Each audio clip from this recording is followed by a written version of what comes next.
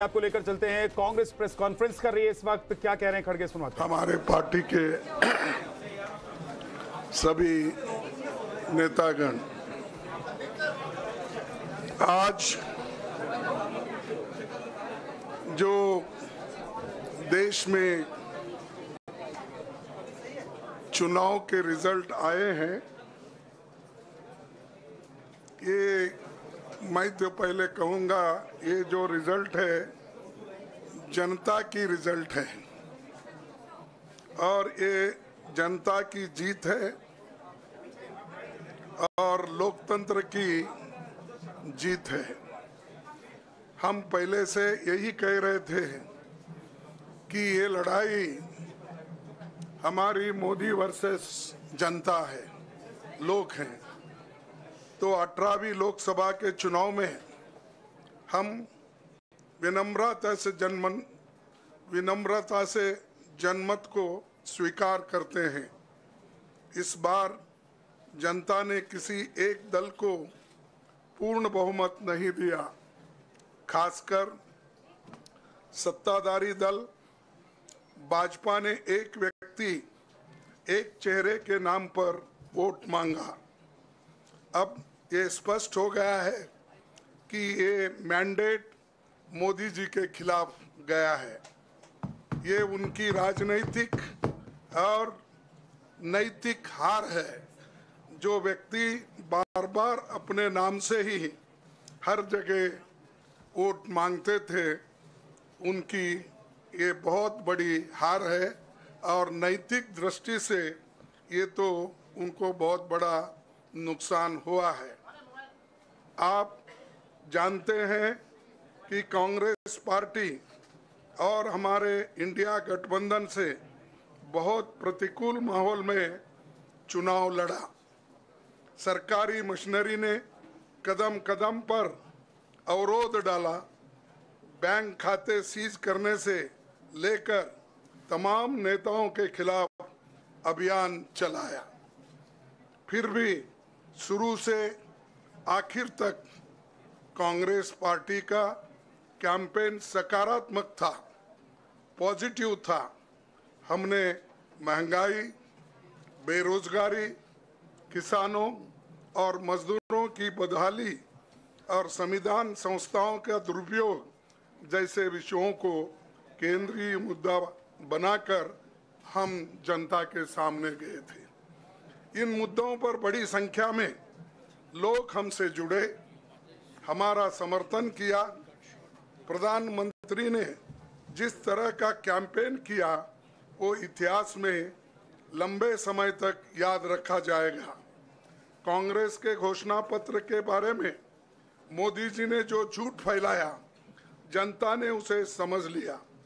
मैं इस मौके पर कहना चाहूँगा कि श्री राहुल गांधी जी की दोनों यात्राएं, भारत जोड़ो यात्रा और भारत जोड़ो न्याय यात्रा के दौरान लाखों करोड़ों लोगों को मिलना, लोगों की समस्याओं को सुनना और आगे चलकर उन समस्याओं का हल ढूंढना हमारे कैंपेन का आधार बना। हमने इसी को 5 न्याय और 25 गारंटी का नाम दिया और इसी के आधार पर हमने गारंटी कार्ड बनाया। हमारे कार्यकर्ता उसे लेकर घर घर पहुंचे और लोगों को संपर्क करें। इसके अलावा जो एक महत्वपूर्ण बात है वो भाजपा नेतृत्व की अहंकार की वजह से हुई। उन्होंने धीरे धीरे सारे संवैधानिक संस्थाओं के ऊपर गैर कानूनी तरीके से कब्जा करने की कोशिश की। फिर इनका उपयोग विरोधी दल के खिलाफ करने लगे। जो दब गया उसे दबा के अपने तरफ लिया, जो नहीं दबे उसकी पार्टी को तोड़ दिया, नहीं तो फिर जेल में डाल दिया।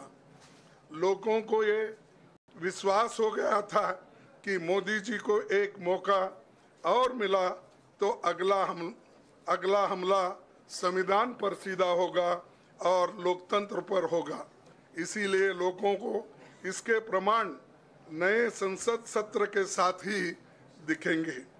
खुशी इस बात की है कि भाजपा इस षड्यंत्र में अब सफल नहीं हो पाएगी।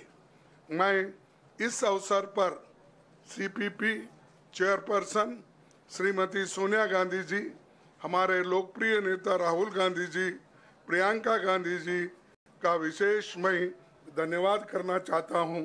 और इन्होंने दिन रात बराबरी से पूरे देश में कैंपेन किया और हमें एक मजबूत स्थिति में पहुंचाने के लिए भारी मदद इन्होंने की। और मैं ये कहूँगा कि इनके वजह से हमको बहुत बड़ा प्रोत्साहन देश में मिला और आज ये स्थिति जो बनी है उनके वजह से बनी।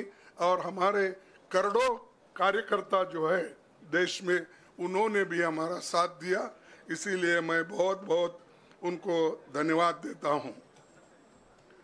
आखिर मैं इंडिया गठबंधन के अपने सभी साथियों और शुभचिंतकों का धन्यवाद करता हूं।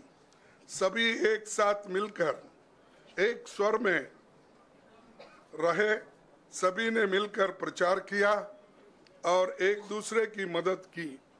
हमारे हजारों लाखों कार्यकर्ताओं ने अच्छे तालमेल के साथ काम किया। आप सभी का धन्यवाद। अभी हमारी लड़ाई अंजाम तक नहीं पहुंची है। हम सबको आने वाले दिनों में इसी तरह लोगों के अधिकारों के लिए, संविधान की रक्षा के लिए, लोकतंत्र के बचाव के लिए, देश की तरक्की के लिए, सीमाओं पर सुरक्षा के लिए लड़ते रहना चाहेंगे। हमें सुनिश्चित करना होगा कि संसद सुचारू रूप से चले, विपक्ष के मुद्दों को प्राथमिकता मिले, संसद में उन पर बहस हो।